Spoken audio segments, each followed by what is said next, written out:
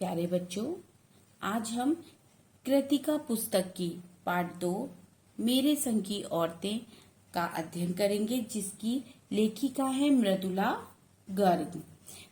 मृदुला गर्ग के जीवन के बारे में बहुत छोटा सा परिचय हम लेते हैं। मृदुला गर्ग का जन्म 15 अक्टूबर 1939 को कोलकाता में हुआ। हिंदी की ये सबसे प्रसिद्ध लेखिकाओं में इनका नाम आता है, यानी प्रसिद्ध लेखिकाओं में इनका नाम आता है। दिल्ली विश्वविद्यालय में इन्होंने 3 साल अध्यापन का कार्य किया। इंडिया टुडे के हिंदी संस्करण 2003 से 2010 तक कटाक्ष नामक स्तंभ इन्होंने लिखा। ये इतने समय तक इंडिया टुडे के में लेख अपने भेजती थी। पुरस्कार हिंदी अकादमी, साहित्य भूषण पुरस्कार आदि पुरस्कारों से इन्हें नवाजा गया। अब हम कहानी पढ़ने से पहले हमें ये जान लेना चाहिए ये कहानी का कुछ अंश है। पूरी कहानी बहुत बड़ी है, तो इसका कुछ अंश हमने पढ़ेंगे हम इसमें। उसके अंदर किन किन की बातों का जिक्र है, किन किन लोगों का जिक्र है। उन्होंने अपनी नानी के बारे में बताया कि नानी कितने स्वतंत्र विचारों की थी। अपने नाना के बारे में बताया है इस कहानी में। नाना के दोस्त जिनका नाम प्यारे लाल शर्मा था, उनके बारे में बताया है कि नानी को अपने पति से ज्यादा उनके दोस्त पर विश्वास था कि वो उनकी बेटी के लिए एक अच्छा रिश्ता ढूंढ कर लाएंगे। उसमें आगे उन्होंने माँ की शादी और उनकी जो दादी थी, मतलब जो माँ की सास हुई और लेखिका की दादी, उनके बारे में बताया कि जो दादी थी वो किस तरीके की थी। माँ के स्वभाव के बारे में बताया कि उनकी माँ कैसी थी। उसे साहित्य पढ़ने का बहुत शौक था, साहित्य के आगे उसे कुछ भी दिखाई नहीं देता था। सबसे ज्यादा उन्होंने किसके बारे में बताया, अगर बताया तो अपनी परदादी के बारे में। जैसे एक किस्सा है इसमें, एक चोर का किस्सा है जिसका हृदय परिवर्तित कर देती है नानी अपनी बातों से। लेखिका की बड़ी बहन है ये लेखिका, 5 बहनें और एक भाई है। इसमें ये चीजें आपको याद रखनी पड़ेगी, क्योंकि जब आप इसे पढ़ेंगे तो आपके दिमाग में ये पर होना चाहिए कि इन चीजों को आपको पढ़ना है। तो उनकी जो बड़ी बहन थी उसका जन्म 1936 में हुआ था और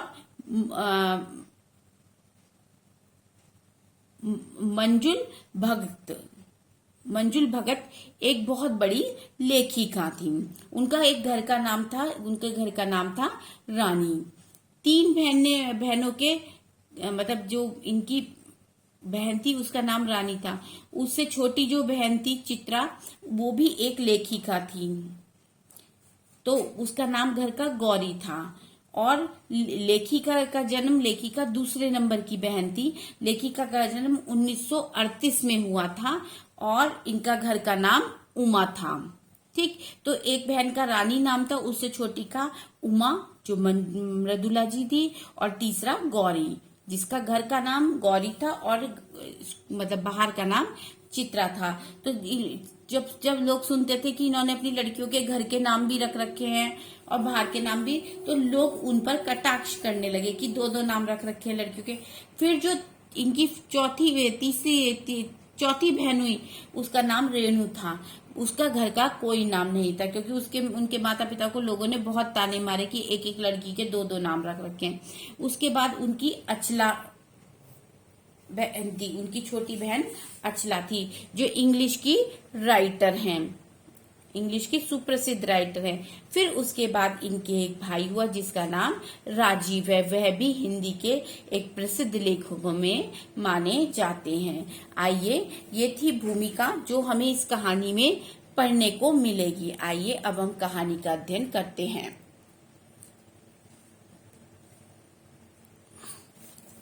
पर जब कम उम्र में नानी ने खुद को मौत के करीब पाया, जब उनको मतलब कम उम्र में शादी हुई थी उनकी नाना जी से, लेकिन जब उन्होंने देखा कि उनकी मौत नजदीक है, कि किसी बीमारी के कारण उनकी जल्दी मौत हो गई तो 15 वर्षीय एकलौती बेटी मेरी माँ की शादी की फिक्र में इतना डराया कि वे एकदम मुंहजोर हो उठी, यानी बहस करने लगी लोगों से। तो उनको ये था कि मैं मरने से पहले अपनी बेटी की शादी कर लूं। यानी लेखिका की माँ 15 वर्ष की थी, नानी कम उम्र की थी, उनकी मौत होने वाली थी, तो वो चाहती थी वो अपने सामने अपनी बेटी को सेटल कर दे, यानी उसकी शादी कर दे।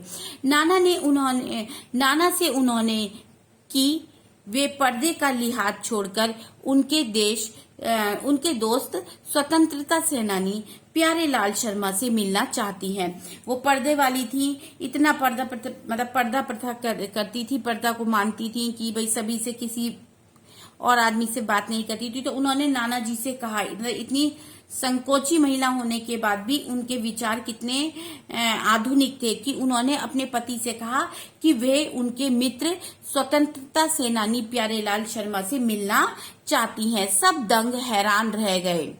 जिस पर्दानशी औरत ने पराये मर्द से क्या खुद अपने मर्द से मुंह खोलकर बात ना की थी, आखिरी वक्त में अजनबी से क्या कहना चाह सकती है। सारे घर में जितने लोग मौजूद थे वो लोग सोचने लगे कि ये हमेशा अपने हस्बैंड से भी बात करने से कतराती थी, इतना पर्दानशी थी, मतलब इतने पर्दे में रहने वाली थी। वो आज अंतिम समय में एक अनजान आदमी से बात करना चाहती हैं। आखिर ऐसी क्या बात है कि वो किसी पर पुरुष से बात करना चाहती हैं। पर नाना जी ने वक्त की कमी और मौके की नजाकत की लाज रखी। नाना जी ने इस चीज को समझा कि वो क्यों मिलना चाहती है। सवाल जवाब में वक्त बर्बाद करने की बजाय फौरन जाकर दोस्त को लिवा लाए और बीबी के हुजूर में पेश कर दिया। वो तुरंत गए और अपने दोस्त को ले आए और उनसे कहा कि वो अपनी पत्नी से कहा कि इनसे बात कर लीजिए। अब तो नानी ने कहा, और वह भी हैरत अंगेज था। जो नानी ने कहा वो तो और ज्यादा हैरत अंगेज था। ये हैरत अंगेज था कि भाई वो किसी पर पुरुष से बात करना चाहती है जिसने कभी अपने पति से भी खुलकर बात नहीं की, वो किसी और आदमी से बात करना चाहती है अपने अंतिम समय में। लेकिन जो नानी ने कहा वो तो उसको तो सुनकर सब हैरान रह गए। उन्होंने कहा, वचन दीजिए कि मेरी बेटी के लिए वर आप तय करेंगे, मेरे पति तो साहब हैं। वो बोले कि मतलब उन्होंने उनके दोस्त से कहा कि आप मुझे वचन दीजिए, जो मेरी 15 साल की लड़की है उसके लिए आप क्या ढूंढेंगे, उसके लिए आप वर ढूंढेंगे, यानी उसके लिए दूल्हा आप ढूंढेंगे। मेरे पति तो साहब है और मैं नहीं चाहती कि मेरी बेटी की शादी साहबों के फरमानदारी से हो। मैं नहीं चाहती कि मतलब मेरी शादी ऐसे, मतलब मेरी लड़की की जो शादी है वो साहब लोगों में हो। आप अपनी तरह आजादी का सिपाही ढूंढकर उसकी शादी करवा दीजिए। कौन कह सकता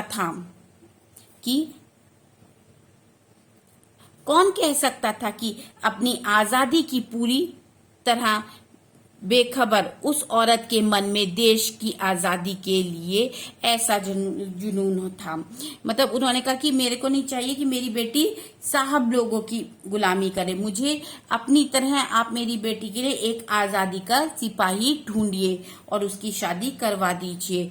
मतलब लोग सुन के ताज्जुब मान रहे थे कि जो खुद इतनी गुलामी में रही, कभी किसी से बात नहीं की, पर्दा करती थी, उसके मन में उस औरत के मन में अपने देश के प्रति आजादी का कितना जुनून है। बाद में मेरी समझ में आया, दरअसल वे निजी जीवन में भी काफी आजाद ख्याल रही होंगी। अब उनके किस्से सुनते हैं तो पता चलता है कि वो निजी जीवन में आजाद ख्याल होंगी, लेकिन वो पुरानी परंपराओं को मानती थी। ठीक है, उन्होंने नाना की जिंदगी में कोई दखल नहीं दिया, मतलब उन्होंने अपने पति की जिंदगी में कोई दखल नहीं दी। वो जैसा चाहते थे विदेशी ढंग से वैसे रहते थे और ये वैसे रहती थी जैसा ये चाहती थी।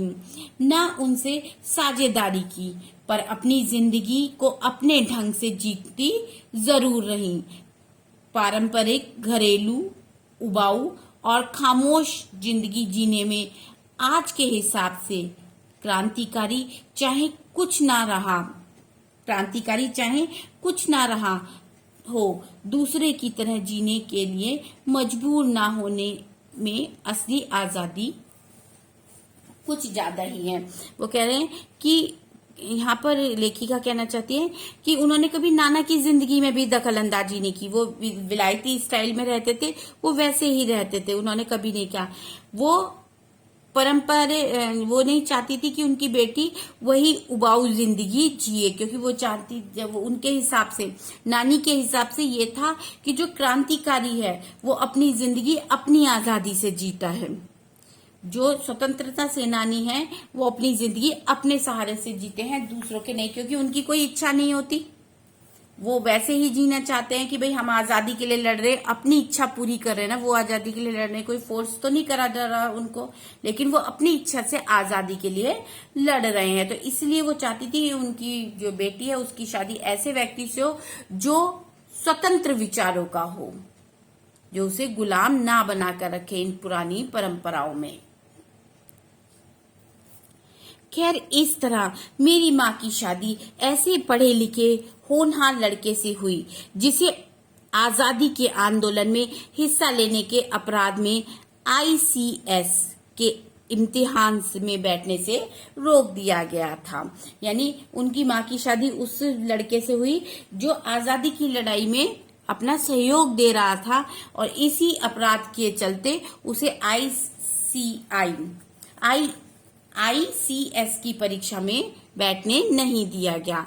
जिसकी जेब में पुश्तैनी पैसा धेला एक नहीं था, यानी उसके पास कोई जमीन जायदाद नहीं थी, उसके पास पुश्तैनी मतलब अपने बाप दादाओं से लाई हुई जो जमीन जायदाद होती है उस व्यक्ति के पास ये सब नहीं थी। माँ बेचारी अपनी माँ और गांधी जी के सिद्धांतों के चक्कर में सादा जीवन जीने और ऊंचे ख्याल रखने पर मजबूर हुई। अब जब माँ थी, जो 15-16 साल की लड़की थी, वो क्या कि जिससे शादी हुई उसके पास पैसे की कमी, ठीक, उसके पास पुश्तैनी कुछ भी नहीं था, एक धेला नहीं था पास में, तो उसके लिए मतलब, और वो ये कहते हैं कि माँ, उनकी जो लेखिका की नानी है, उनकी जिद और गांधी जी के सिद्धांत के चक्कर में उनका क्या हुआ, उनको अपने ख्याल मतलब जीवन सादा जीने के लिए वो मजबूर थी। हाल उनका यह था कि खादी की साड़ी उन्हें इतनी प्यारी लगती थी कि कमर चनका खा जाती कि वो मतलब उन्हें खादी की साड़ी भी, अब उनके विचार भी कैसे हो गए थे, वैसे ही हो गए थे गांधी जी। वो खादी की भी साड़ी पहनती थी तो उनको लगता था कि वो उनको चुभ रही है, कि उनकी जो कमर है वो चनक जाएगी, यानी उनकी कमर की नस चढ़ जाएगी अगर वो भारी साड़ी पहनेंगी। रात भर जाग जाग कर वे उसे पहनने का अभ्यास करती, क्योंकि नई नई शादी हुई थी तो जितनी शादियों में साड़ी मिली थी वो सब हैवी थी, भारी भारी थी। अब वो उन्हें ये डर रहता कि अगर वो पहनेंगी तो उनकी कमर में प्रॉब्लम हो जाएगी, लेकिन वो इसे पहनने का रात भर अभ्यास करती, जिससे दिन में शर्मिंदगी ना उठानी पड़े कि नई शादी हुई है तो घर के सब लोग क्या कहेंगे कि बहू को साड़ी पहननी नहीं आती। ये उनकी माँ की कहानी चल रही है, ठीक है। वे कुछ ऐसी नाजुक थीं कि उन्हें देखकर उनकी सास यानी मेरी दादी ने कहा था, हमारी बहू तो ऐसी है कि धोई पोछी और छीके पर टांग दी। यानी उनकी सास ने, मतलब जो लेखिका की दादी थी, मतलब उनकी मम्मी जो थी बहुत सुंदर थी और बहुत ही काजू वजू सी बोले या बहुत दुबली पतली थी, तो उनकी सास बोलती थी कि हमारी बहू तो ऐसी है, सुंदर इतनी है कि मतलब नहा धोकर सुंदर सी तैयार कर कर इसे छीके पे टांग दो, मतलब कोई काम नहीं कर सकती है, इतनी मतलब दुबली पतली है कि काम नहीं कर सकती, सिर्फ सजाने के लिए। गनीमत यही थी कि किसी ने उन्हें छीके पर से उतारने की पेशकश नहीं की। तो वो मतलब उन्हें काम करना आता नहीं था, लेकिन कभी उनके घर वालों, सास ने कभी नहीं कहा कि भाई आपको काम करना है। वो कहते हैं जैसे छीके पे टांग दी, ऊंचा जहाँ पर दही वगैरह रखते हैं, ऊंचा जो दीवार पर ऊंचे जगह जैसे, उसको छीका बोलते हैं, जो जमीन से काफी ऊंचा होता है कि जिससे बच्चों का हाथ न जाए या बड़े लोगों का हाथ न जाए, तो ऊपर रखते हैं। तो वही है कि बहू ऐसी है जिसे छीके पे टांग दो कि उस पर बैठा दो, बस हाँ बैठी हुई है, देख रही है। तो कहते सुंदर इतनी है जिससे मतलब बहुत सुंदर है और कोई काम नहीं करा सकते उससे। तो वही था, क्यों नहीं की, उसकी दो वजह थी। उन्होंने कभी कोई काम क्यों नहीं किया, किसी ने ये हिम्मत क्यों नहीं की कि बहू से कहते, लेखिका की माँ से कहती उनकी सास की तुम काम करो। पहली यही कि हिंदुस्तान के तमाम बाशिंदों की तरह उनके ससुराल वाले भी साहबों के खासे विभूति थे। ये तो था कि वो लड़का तो आजादी के लिए लड़ रहा था, लेकिन उनके जो माँ बाप थे वो भी साहब लोगों की चापलूसी करते थे। और मेरे नाना पक्के साहब माने जाते थे, क्योंकि वो तो विलायत से पढ़ के आए थे, उनके रहन सहन में तो वो लोग उनको बहुत मानते थे। उनसे ये कहेंगे कि उनसे डरते थे। बस जात से वे हिंदुस्तानी थे, बाकी चेहरे मोहरे रंग ढंग पढ़ाई लिखाई सब में अंग्रेज थे। वो बता रही है अपने नाना के बारे में कि मेरे जो नाना थे वो कैसे थे कि वो सिर्फ शक्ल से हिंदुस्तानी थे, बाकी उनका रहन सहन, पहनना ओढ़ना, पढ़ाई लिखाई सब अंग्रेजों के समान थी। मजे की बात यह थी कि हमारे देश में आजादी की जंग लड़ने वाले ही अंग्रेज के सबसे बड़े प्रशंसक थे। कि हमारे देश में जो आजादी की लड़ाई लड़ रहे थे वो खुद अंग्रेजों की सबसे बड़े प्रशंसक थे। गांधी, नेहरू हो या मेरे पिताजी के घर वाले, यानी या मेरे दादा दादी, जो लेखिका के दादा दादी है, लेखिका के पिता के माँ बाप हो, वो भी मतलब गरीब तबके गरीब थे वो, लेकिन वो क्या, वो भी चाहते थे कि अच्छे साहब लोगों से उनकी जान पहचान रहे, उनसे वो अपने जो व्यवहार था वो खराब नहीं करना चाहते थे। तो उन्होंने कहा है कि चाहे वो गांधी हो, नेहरू हो, मेरे पिताजी के घर वाले, वो सब अंग्रेजों से प्रभावित थे। भले लड़का आजादी की लड़ाई लड़ते जब जेब खाली और शौहरत सिर करता रहे, दबदबा उसके साहिब ससुर का ही था। यानी लड़का तो आजादी के लिए लड़ता था, जो इनके पापा थे वो तो आजादी के लिए लड़ रहे थे, जेब खाली थी, गरीब थे तो इसलिए जेब खाली थी। लेकिन साहब लोगों के जो थी वो उनकी वो करते थे, क्यों करते थे, क्योंकि जो लेखिका के नाना थे उनका दबदबा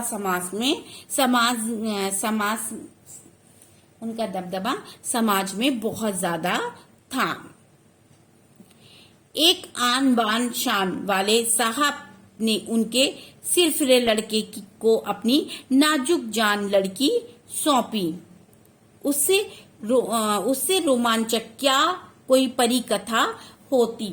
वो कहते हैं कि मतलब उनका लड़का भी कोई मतलब सुंदर था, पढ़ा लिखा था, आजादी के लिए लड़ रहा था, ना उनके पास पैसा था ना कुछ था, लेकिन उनके लिए तो यही परी कथा के समान थी कि इतने बड़े व्यक्ति ने, इतने आन बान शान वाले व्यक्ति ने, जो प्रसिद्ध भी था, जिसकी अंग्रेजों में उठ बैठ थी, और दूसरा पैसे से भी वो मजबूत था, उसने अपनी एक लौती संतान, अपनी एक लड़की, काजू बोजू नाजुक सी लड़की, जो बहुत सुंदर लड़की है, वो उनके बेटे को सौंप दी। यही उनके लिए एक परी कथा के समान था।